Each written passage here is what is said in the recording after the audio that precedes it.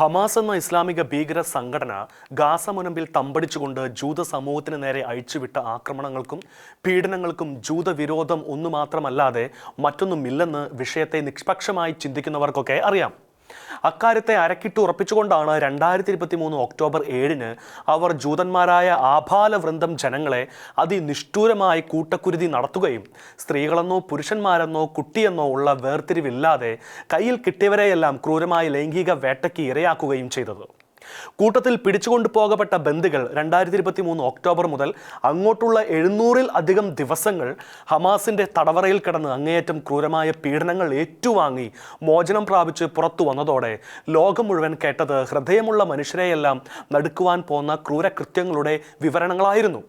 ഹമാസിന്റെ തടവറയിൽ എല്ലും തോലുമായിരുന്നു കൊണ്ട് സ്വന്തം ശവക്കുഴി തോണ്ടി എവ്യത്താർ ഡേവിഡിന്റെയും പട്ടിണിക്കിട്ട് അസ്ഥികൂടമാക്കിയ റോം ബ്രാസ്ലാവിസ്കിയുടെയും 1.5 വർഷത്തോളം തന്നെ പട്ടിയെപ്പോലെ ചങ്ങലക്കിട്ട അലോൺ ഓവലിന്റെയും ആരെയും നടുക്കുന്ന വെളിപ്പെടുത്തലിന് ശേഷം ഇപ്പോഴിതാ മറ്റൊരു ഞെട്ടിക്കുന്ന വെളിപ്പെടുത്തലുമായി ബന്ദിയായിരുന്ന അലക്സാണ്ടർ സാഷ ട്രനോഫ് എന്ന ജൂത യുവാവ് രംഗത്തെത്തിരിക്കുകയാണ്. നീണ്ട 498 ദിവസങ്ങൾ ഹമാസിന്റെ ബന്ദിയായി ഗാസയിലെ അജ്ഞാത കേന്ദ്രങ്ങളിൽ കഴിഞ്ഞ അദ്ദേഹം കഴിഞ്ഞ ദിവസം ഗാസയിലുണ്ടായിരുന്ന അവസാനത്തെ ബന്ദിയുടെ മൃതദേഹം കൂടി ഇസ്രായേലിൽ തിരിച്ചെത്തിയതോടെ തനിക്ക് ഇനി സമാധാനമായി ശ്വസിക്കാമെന്ന് പ്രമുഖ മാധ്യമത്തിലൂടെ ലോകത്തോട് പറഞ്ഞ കൂട്ടത്തിലാണ് അങ്ങേയറ്റം നടക്കുന്ന വിവരങ്ങൾ വെളിപ്പെടുത്തിയത്.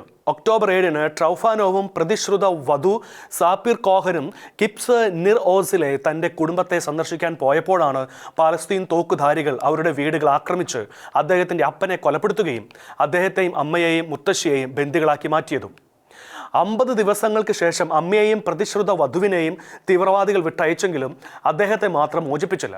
മാസങ്ങളോളം ഭൂമിക്കടിയിലെ ഇരുണ്ട തുരങ്കങ്ങളിൽ മനുഷ്യ സാന്നിധ്യമില്ലാതെ കഴിഞ്ഞ സാഷ അതേക്കുറിച്ച് വെളിപ്പെടുത്തുന്നത് ജീവനോടെ മണ്ണിൽ കുഴിച്ചു മൂടപ്പെട്ട അവസ്ഥയിലായിരുന്നു താനെന്നും തൻ്റെ കൈവെള്ള പോലും കാണുവാൻ പറ്റാത്തത്രയും ഇരുട്ടായിരുന്നു അവിടെയെന്നുമാണ്.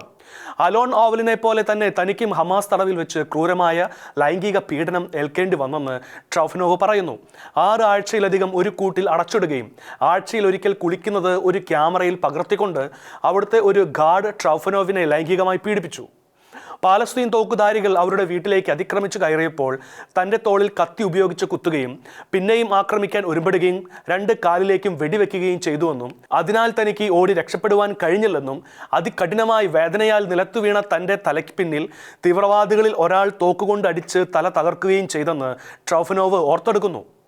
ഗാസയിലേക്ക് കൊണ്ടുപോകുന്ന വഴിക്ക് അതിർത്തി കടന്നതിന് ശേഷം ഹമാസ് തീവ്രവാദികളല്ലാത്ത സാധാരണക്കാരായ പാലസ്തീൻ പൗരന്മാർ തന്നെ ക്രൂരമായി മർദ്ദിച്ചതായും വേണ്ടത്ര വൈദ്യസഹായം ലഭിച്ചില്ലെന്നും തൻ്റെ ഒടിഞ്ഞ കാൽ ആദ്യം ഒരു മരച്ചൂൽ കൊണ്ടും പിന്നീട് ഒരു ലോഹ ഗ്രിൽ ഭാഗം കൊണ്ടും പൊതിഞ്ഞുവെന്നും അതിനുശേഷമാണ് തന്നെ ഭൂമിക്കടിയിലെ ഇരുണ്ട സ്ഥലത്ത് കൊണ്ടുപോയി തള്ളിയതെന്നും അവിടെ വെച്ചു തന്നെ ജീവനോടെ തന്നെ കുഴിച്ചിട്ടിരിക്കുകയാണെന്ന് തോന്നിയതെന്നുമാണ് സാക്ഷിയുടെ വെളിപ്പെടുത്തലുകൾ. പിടികൂടി കൊണ്ടുപോകുന്ന ഘട്ടത്തിൽ തന്നെ അതിക്രൂരമായ പീഡനങ്ങളായിരുന്നു അദ്ദേഹം അനുഭവിച്ചത്. ഭക്ഷണമില്ലാതെ ദീർഘ ദിവസങ്ങൾ കഴിച്ചുകൂട്ടുക ചെയ്തതിനാൽ ജീവനിലുള്ള പ്രതീക്ഷ പോലും നഷ്ടപ്പെട്ടു പോയെന്നാണ് സാഷ ട്രൈഫനോവ് പ്രതികരിച്ചത്. ഹമാസ് ഭീകരന്മാർ സമ്മാനിച്ച ക്രൂര പീഡനങ്ങൾ കാരണം മനസ്സും ശരീരവും തകർന്നു പോവുകയും ഇപ്പോൾ ക്രച്ചസിന്റെ സഹായത്തോടെ മാത്രമേ നടക്കാൻ കഴിയുകയുള്ളൂ എങ്കിലും താൻ ഏറെ സ്നേഹിച്ച തൻ്റെ പ്രതിശ്രുത വധു സപ്പീറയുമായുള്ള വിവാഹം നടക്കുവാനുള്ള ആഗ്രഹത്തോടെ വീണ്ടും ജീവിതത്തിലേക്ക് സാഷ പ്രതീക്ഷയോടെ നോക്കുകയാണ്. തൻ്റെ വിവാഹത്തിന് ക്രച്ചസ് ഇല്ലാതെ വധു സപ്പീറയുമൊത്ത് നൃത്തം ചെയ്യണമെന്നാണ് സാഷയുടെ ആഗ്രഹം.